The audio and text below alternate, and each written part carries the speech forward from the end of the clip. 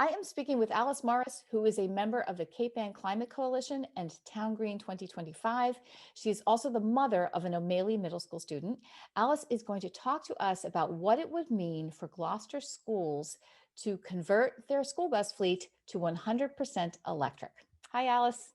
Hi, thank you for having me. Thanks for talking to us. So first of all, tell us, is it even possible for the Gloucester school system to have an electric school bus fleet? It's definitely possible. Right now, we've been having a lot of different meetings, talking to different people who've done fleets in other towns or who have pilot programs going, and also talking to city leadership and how busing works. And to the school board and things like that. And right now, we can't do it like this second because we are under contract and things like that. But we got, I think the contract is 2 years. I think we recently just signed it. And I think we have a bit of time to figure out the best way to do it. Other school systems have done it. It's completely possible for us to do it. It's just a matter of will. So, and how about cost? Is this a costly endeavor to do this? How is it done? Do they convert the school buses we have? Do we get new school buses? How does that work? Well, the school buses we have aren't our school buses, aren't our town school buses. It's under a contract and we lease them essentially, from what I understand from our current meetings that we've been having. And so we would essentially lease other people's school buses. And one of the proposals, there's a lot of different kinds of proposals out there on how to do it. One of the proposals is no cost.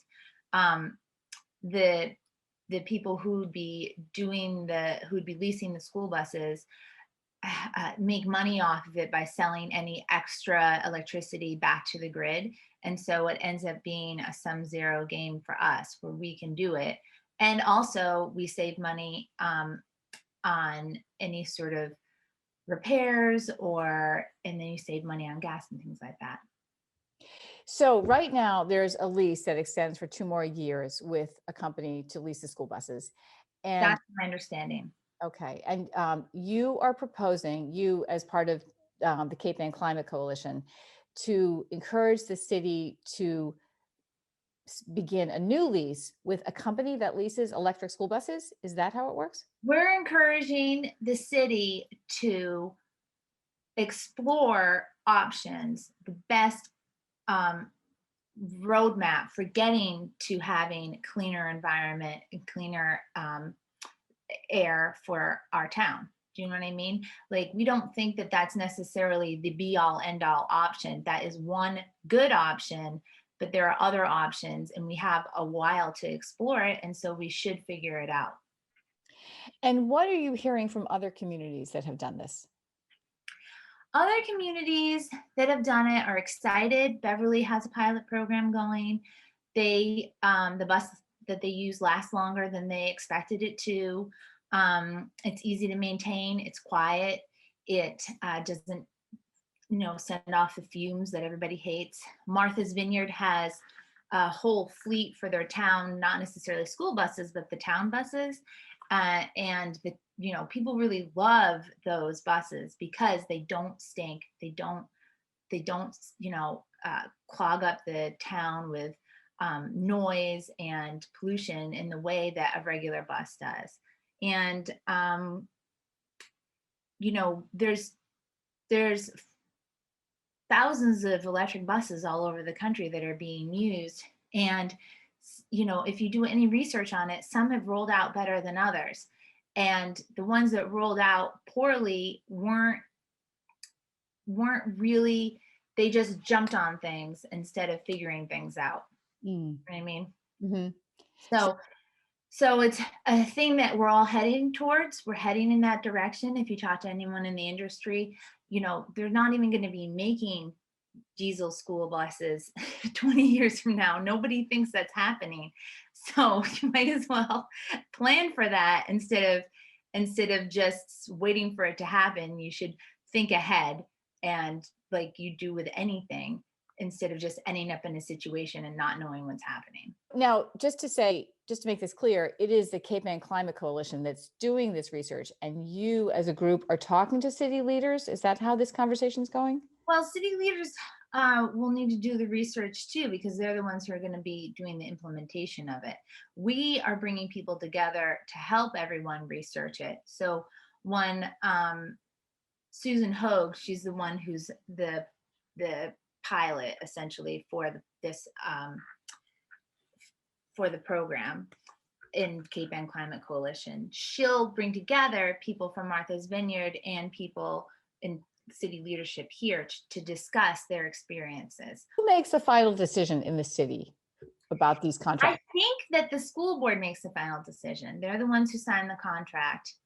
Um, and there have definitely been members of the school board at these meetings. So, that's great. People certainly are thinking about it. It's on their mind. And also, 2 years from now, the whole landscape is going to be different.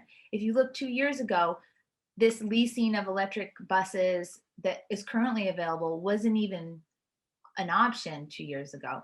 And so who knows what the difference will be a year from now and what our options will be and how efficient they are and how long the batteries last and things like that. Because every year it just goes up and up and up, and the land change, the lay of the land changes. Hmm. Now, in terms of numbers, do you happen to know, for instance, how many school buses we're talking about and what the potential cost savings may be and the carbon emission savings may be? Do you know those I numbers? don't know any of that. And we can't really do that right now because we'd have to, that's where the deep research comes in. And it's going to be different now than 2 years from now. Right, right. So, Well, in my research, I happened to notice that the state has already established some grants for yes. communities to set up these school buses. So, do you want to speak to? Yes. And so you can do the grant option. We talked to Martha's Vineyard. They did that.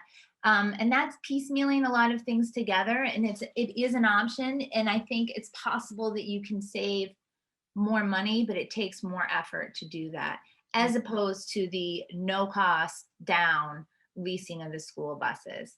So that's why there are lots of options. Maybe we want to put the effort in to do the piecemeal, get a grant here and get a bus here and build it up and stuff like that. So that's certainly something that we could do. Hmm. And is there any possibility of combining your efforts with other communities like Rockport and Manchester Essex regional schools? I'm sure that's a possibility. I think the way that it would work is more that we invite people in the coalition who are in Rockport, Essex, Manchester. The city planner, Greg Federspiel from Manchester, he is in the coalition. He is updated pretty regularly on what the different members are doing and the different, uh, I can't think of the word. There's a word for it, but I don't remember what it is. Uh, It's just like, the different things people are working on, groups are working on. yeah. And then there's a man named Tom Mickus, who's in Rockport, who is a big part of town leadership and planning over there. I don't know if he has an elected position, but he certainly does a lot of things there. He also is part of the coalition. He also knows what's going on. And then Greg Federspiel talks to his counterparts in Essex. So a lot of it is, having it be as broad as possible of a coalition and having as many people know what's going on, so that I don't know how it would work if we did it all together. I don't think that we could, because contracts are all separated and things like that. Yeah, that makes sense. That makes sense. But all learning together and figuring out the lay of our own specific lands. I don't know if Rockport owns their own buses. I don't know if Manchester owns their own buses. I don't know. They'd have to be replaced one by one as they become, as they break down or what have you. Great. Well, thank you so much. We have 2 years to think hard about this and come up with some specifics. So people in the community should just start thinking with you and Thinking and voicing the opinion so that people know that it matters. We've had lots of parents at these meetings, and hopefully they've taken notice that this is a concern that people have, and it really is something that we want to get done. So it's also important to remember one of the most important things is that Gloucester needs, in all of the local towns, Cape Ann needs a comprehensive climate action plan. We need to figure out how we're going to face the reality of climate change. And we need a climate planner. Other towns have climate planners in Massachusetts. Cambridge has like 20. Melrose has one that we talk to. And without a planner and without a plan, we're just going to be flailing in the dark. And, we can't rely on change on the backs of volunteers who work all day, who have kids, who, can get tired and exhausted. We need it to be someone whose focus and is helping us meet these challenges. And the great thing about climate planners and climate plans is they do save money. Melrose, they've done a couple of different you know explorations of if they've saved money, if their climate planners make them money or not. And in Melrose, they made them $500,000, and they're certainly a year, and they're certainly not paying somebody $500,000. So you absolutely make money by having these clear understanding of what you're going to do going into the future. Great. Well, thank you so much for talking to us today, and we'll follow up with you soon, I know. Okay, thank you, Heather. I appreciate it.